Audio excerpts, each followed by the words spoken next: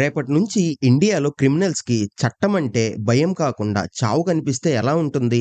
అసలు కోర్టుల చుట్టూ ఏళ్ల తరబడి తిరిగే పని లేకుండా తప్పు చేస్తే స్పాట్ లోనే బుల్డోజర్ దిగిపోతే మన దేశం పరిస్థితి ఏంటి? అవును, మనం మాట్లాడుకునేది యోగి ఆదిత్యనాథ్ గురించి. ఒకవేళ ఆయనే గనక ఇండియాకి ప్రైమ్ మినిస్టర్ అయితే ఈ దేశంలో సెక్యులరిజం అనే పదానికి అర్థం మారిపోతుందా, లేక అసలు సిసలైన న్యాయం అంటే ఏంటో కనిపిస్తుందా? యూపీలో మనం చూస్తున్న ఆ బీభత్సమైన పోలీసింగ్ నేషనల్ లెవెల్లో వస్తే ఇండియా ఒక సూపర్ పవర్ అవుతుందా, లేక ఒక కఠినమైన రూల్స్ కింద బిగుసుకుపోతుందా? కొందరు దీన్ని ఒక గోల్డెన్ పీరియడ్ అని నమ్ముతుంటే మరికొందరు మాత్రం సిస్టమ్ మొత్తం మారిపోతుందని భయపడుతున్నారు. అసలు ఈ యోగి మోడల్ ఇండియా తలరాతను ఎలా మార్చేస్తుందో ఇప్పుడు డీప్ గా చూద్దాం.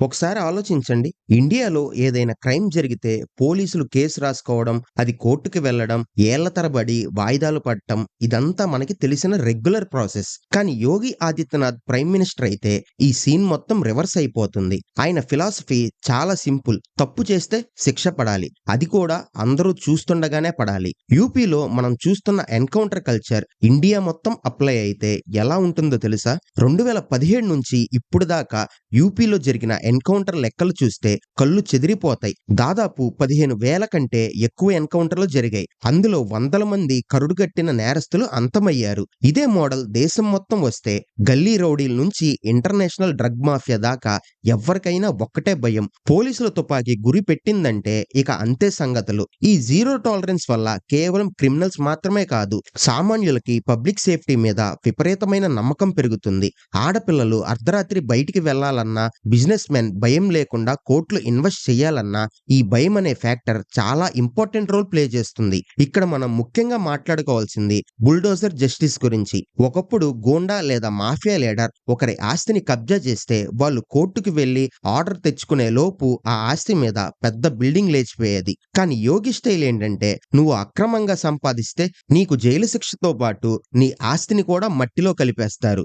దాదాపు 4,000 కోట్ల కంటే ఎక్కువ విలువైన గ్యాంగ్స్టర్ల ఆస్తుల్ని యూపీ గవర్నమెంట్ సీజ్ చేసింది లేదా కూల్చేసింది. ఇదే కల్చర్ ఇండియా మొత్తం వస్తే ఎంపీలు, ఎమ్మెల్యేలు అని కూడా చూడకుండా అక్రమంగా సంపాదించిన వాళ్ళందరికీ చుక్కలు కనిపిస్తాయి. దీనివల్ల లా అండ్ ఆర్డర్ అనేది ఒక పేపర్ మీద రాసి ఉండే రూల్లా కాకుండా గాలిలో ఉండే భయంలా మారిపోతుంది. పోలీసులు పవర్ఫుల్ అవుతారు, సిస్టంలో ఉండే లూప్ హోల్స్ ని వాడుకొని తప్పించుకోవడం ఇంపాసిబుల్ అయిపోతుంది. ఇక నేషనల్ సెక్యూరిటీ విషయానికి వస్తే యోగి ఆదిత్యనాథ్ డెసిషన్స్ చాలా అగ్రెసివ్ గా ఉంటాయి. ఆయనకి దేశ భద్రత విషయంలో సెకండ్ థాట్ అనేది ఉండదు. ఇంటర్నల్ థ్రెట్స్ అంటే దేశం లోపల ఉండి అశాంతిని కలిగించే వాళ్ళకి ఆయన ఇస్తున్న వార్నింగ్ మనం చూస్తూనే ఉన్నాం. ఎవరైనా సరే దేశానికి వ్యతిరేకంగా మాట్లాడితే లేదా గొడవలు సృష్టించాలని చూస్తే వాళ్ళని ఐడెంటిఫై చేసి డిటెన్షన్ సెంటర్లకి పంపించే విషయంలో ఆయన వెనుకడుగు వేయరు. రీసెంట్ గా యూపీలో అక్రమంగా ఉంటున్న వాళ్ళని ఏరివేసే డ్రైవ్స్ ఎలా జరిగాయో మనం చూసాం. ఇదే విజన్తో ఆయన ప్రైమ్ మినిస్టర్ అయితే బోర్డర్ సెక్యూరిటీ దగ్గర నుంచి లోకల్ టెర్రరిజం వరకు ప్రతిదీ ఐరన్ హ్యాండ్ తో హ్యాండిల్ చేస్తారు. పాకిస్తాన్ లేదా చైనా లాంటి దేశాల నుంచి వచ్చే చిన్న చిన్న కదలికలకి కూడా మర్చిపోలేని సమాధానం దొరుకుతుంది. ఇది కేవలం మాటల్లో కాదు, ఆయన అడ్మినిస్ట్రేషన్ లో ఒక ఆర్మీ లాంటి డిసిప్లైన్ కనిపిస్తుంది. కరప్షన్ మీద యోగి చేసే అటాక్ ఇంకా ఘోరంగా ఉంటుంది.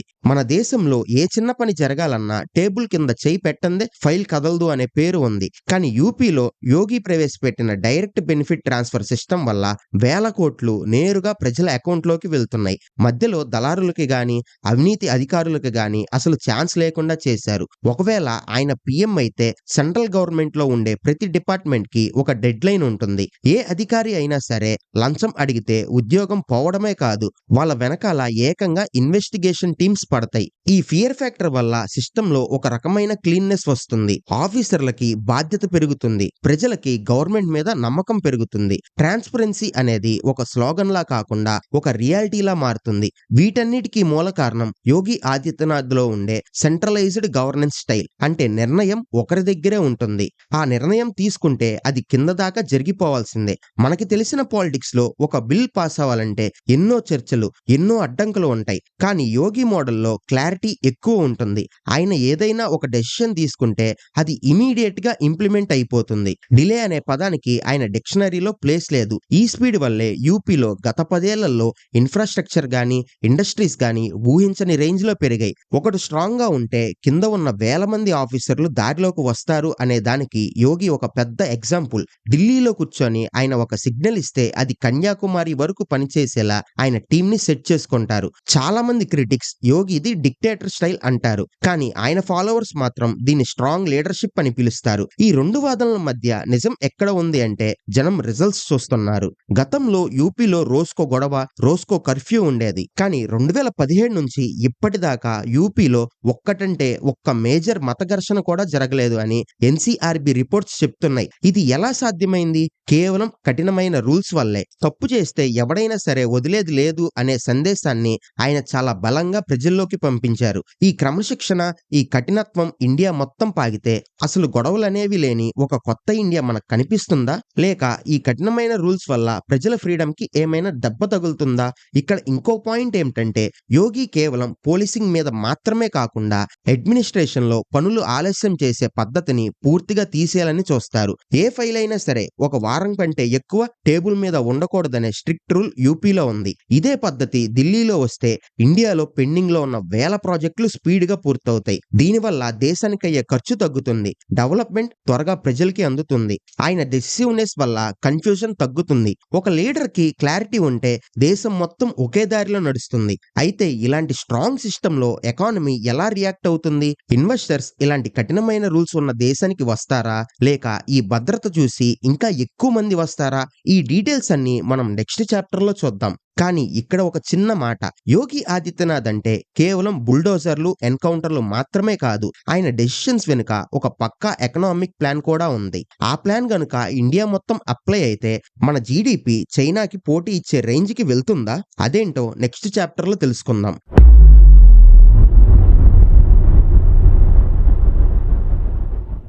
యోగి ఆదిత్యనాథ్ అంటే కేవలం బుల్డోజర్లు, ఎన్కౌంటర్లు మాత్రమే అనుకుంటే పొరపాటే. ఆయన అసలు సిసలైన మాస్టర్ ప్లాన్ అంతా ఎకానమీ మరియు ఇన్ఫ్రాస్ట్రక్చర్ లో ఉంటుంది. ఒకసారి ఆలోచించండి. ఇండియాలో ఏదైనా ఒక హైవే కట్టాలంటే కొన్ని ఏళ్లు పడుతుంది. కానీ యూపీలో సీన్ టోటల్ గా డిఫరెంట్.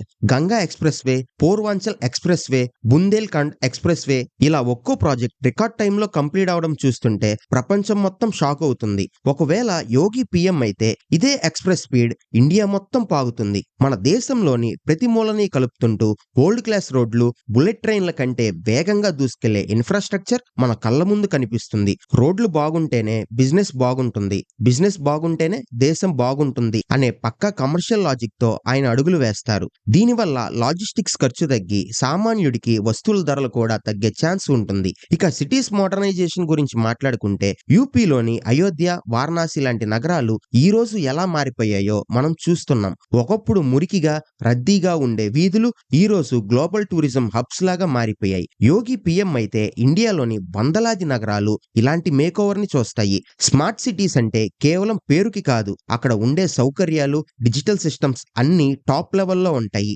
ఇది కేవలం డెవలప్మెంట్ మాత్రమే కాదు, ఇండియా యొక్క ఫేస్ వాల్యూని ప్రపంచానికి చూపించే ప్రయత్నం. విదేశీయులు ఇండియాకి వస్తే ఇది ఒక డెవలప్డ్ కంట్రీ అని ఫీల్ అయ్యేలా సిటీస్ ని డిజైన్ చేసే పవర్ఫుల్ విజన్ యోగి దగ్గర ఉంది. కానీ ఇక్కడ అందరికీ వచ్చే మెయిన్ డౌట్ ఏంటంటే అంత స్ట్రిక్ట్ గా ఉండే లీడర్ దగ్గరికి బిజినెస్ మెన్ వస్తారా అని. దీనికి ఆన్సర్ యూపీకి వస్తున్న ఇన్వెస్ట్మెంట్స్. ఒకప్పుడు యూపీకి వెళ్లాలంటేనే భయపడే కంపెనీలు ఈ రోజు అక్కడ వేల కోట్లు ఇన్వెస్ట్ చేస్తున్నాయి. కారణం ఏంటో తెలుసా? సింగిల్ విండో క్లియరెన్స్ మరియు సేఫ్టీ. యోగి గవర్నమెంట్ లో ఒక ఫ్యాక్టరీ పెట్టాలంటే ఆఫీసుల చుట్టూ తిరగాల్సిన అవసరం లేదు.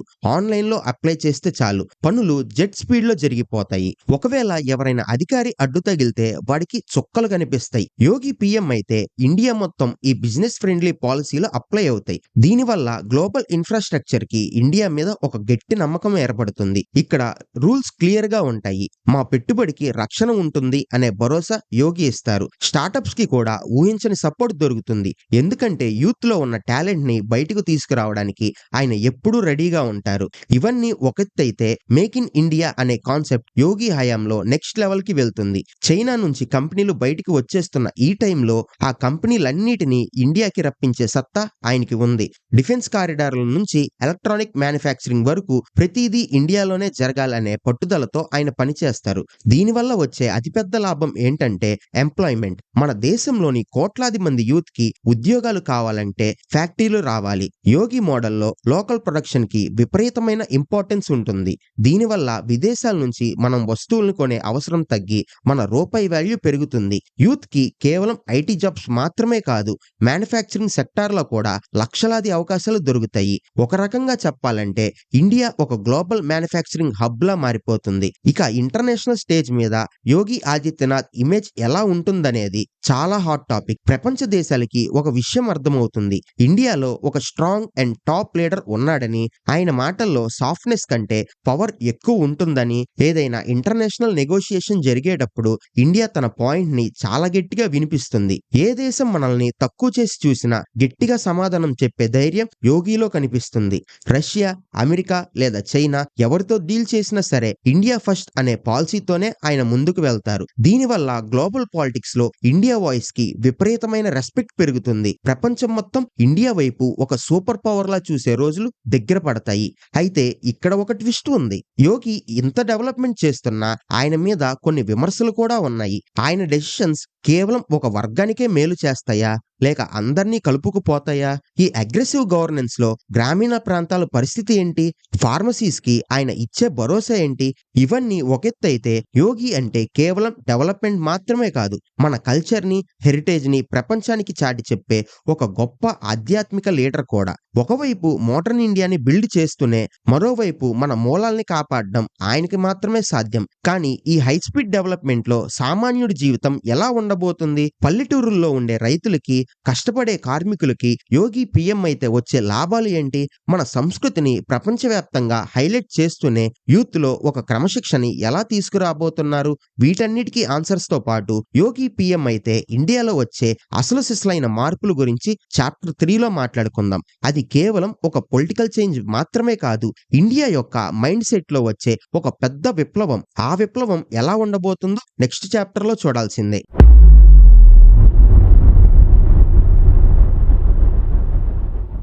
ఇప్పటిదాకా మనం యోగి ఆదిత్యనాథ్ గవర్నెన్స్ లో ఉన్న కఠినత్వం, ఎకానమిక్ స్పీడ్ గురించి మాట్లాడుకున్నాం. కానీ ఒక దేశం అంటే కేవలం పెద్ద పెద్ద హైవేలు, ఫ్యాక్టరీలు మాత్రమే కాదు, అసలైన ఇండియా మన పల్లెటూరుల్లో ఉంది. యోగి పీఎం అయితే రూరల్ డెవలప్మెంట్ సీన్ మొత్తం మారిపోతుంది. యూపీలో ఆయన ప్రవేశపెట్టిన కొన్ని స్కీమ్స్ చూస్తే ఇది మనకి క్లియర్ గా అర్థమవుతుంది. ముఖ్యంగా రైతులకు ఇచ్చే సబ్సిడీలు గాని, నేరుగా అకౌంట్ లోకి వచ్చే డబ్బులు గాని, ఎక్కడా ఒక్క రూపాయి కూడా పక్కదారి పట్టకుండా చేసే ఆ పక్కా సిస్టమ్ దేశం మొత్తం అమలవుతుంది. మన దేశంలో రైతులకి కావాల్సింది కేవలం మాటలు కాదు, వాళ్ళ పంటలకి సరైన ధర మరియు టైంకి అందే నీళ్లు. యోగి పాలనలో ఇరిగేషన్ ప్రాజెక్టులకు ఇచ్చే ప్రయారిటీ వల్ల ప్రతి ఎకరానికి నీరు అందేలా ప్లాన్ ఉంటుంది. దీనివల్ల విలేజ్ ఎకానమీ స్ట్రాంగ్ అవుతుంది. పల్లెటూరుల నుంచి సిటీలకు వలస వెళ్లే వాళ్ళ సంఖ్య తగ్గుతుంది. ఎందుకంటే ఊర్లలోనే ఇన్ఫ్రాస్ట్రక్చర్ బాగుంటే, రోడ్లు మరియు కరెంటు ఫెసిలిటీస్ సిటీ లెవెల్లో ఉంటే సామాన్యుడి లైఫ్ స్టైల్ కూడా ఇంప్రూవ్ అవుతుంది.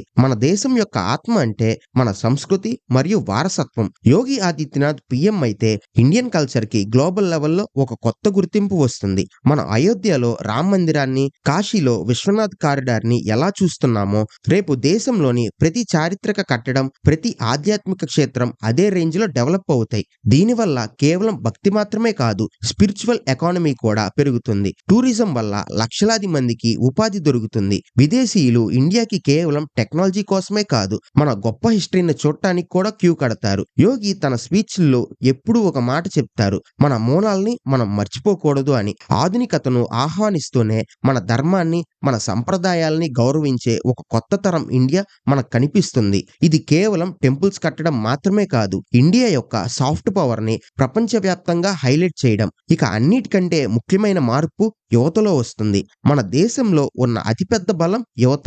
కానీ ఆ బలానికి సరైన దిశ చూపించే లీడర్ కావాలి. యోగి ఆదిత్యనాథ్ పీఎం అయితే దేశంలో ఒక డిసిప్లైన్ మైండ్ సెట్ వస్తుంది. ఆయన పర్సనల్ లైఫ్ చూసినా, ఆయన వర్కింగ్ స్టైల్ చూసినా ఒక పక్కా క్రమశిక్షణ కనిపిస్తుంది. అదే డిసిప్లైన్ యూత్ లోకి కూడా వెళ్తుంది. నేషనల్ ప్రైడ్ అంటే దేశం మీద గౌరవం పెరుగుతుంది. బాధ్యతగా మెలగడం అనేవి కేవలం మాటలుగా కాకుండా మన లైఫ్ లో ఒక భాగం అయిపోతాయి. యూత్ లో ఫోకస్ పెరుగుతుంది. డ్రగ్స్ లేదా అనవసరమైన గొడవల వైపు వెళ్లకుండా దేశ అభివృద్ధిలో వాళ్ళు కూడా భాగస్వాములు కావాలనే బాధ్యతను ఆయన గుర్తు చేస్తారు. ఒక స్ట్రాంగ్ లీడర్షిప్ కింద పనిచేస్తున్నప్పుడు ఆటోమేటిక్ గా సిస్టమ్ లో ఉన్న వాళ్ళందరూ అలర్ట్ గా ఉంటారు. ఈ క్రమశిక్షణే రేపు ఇండియాను ప్రపంచంలోనే అత్యంత శక్తివంతమైన దేశంగా మారుస్తుంది.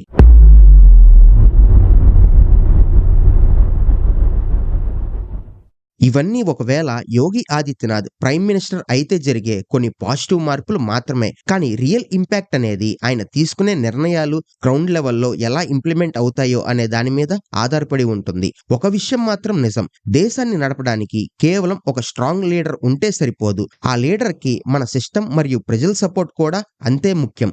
ఏ దేశమైనా మారాలంటే అది కేవలం ఒక వ్యక్తి వల్ల సాధ్యం కాదు, మనందరి బాధ్యత కూడా అందులో ఉంటుంది. మరి మీరేమంటారు? యోగి ఆదిత్యనాథ్ గనుక ఇండియాకి పీఎం అయితే నిజంగానే మన దేశం నెక్స్ట్ లెవెల్ కి వెళ్తుందా? మీ ఒపీనియన్ ఏంటో కింద కమెంట్స్ లో చెప్పండి. ఈ వీడియో మీకు నచ్చితే వెంటనే లైక్ చేసి మీ ఫ్రెండ్స్ అందరికీ షేర్ చేయండి. ఇలాంటి మరిన్ని ఇంట్రెస్టింగ్ అనాలిసిస్ కోసం మన ఛానల్ ని సబ్స్క్రైబ్ చేసుకోవడం మాత్రం మర్చిపోకండి.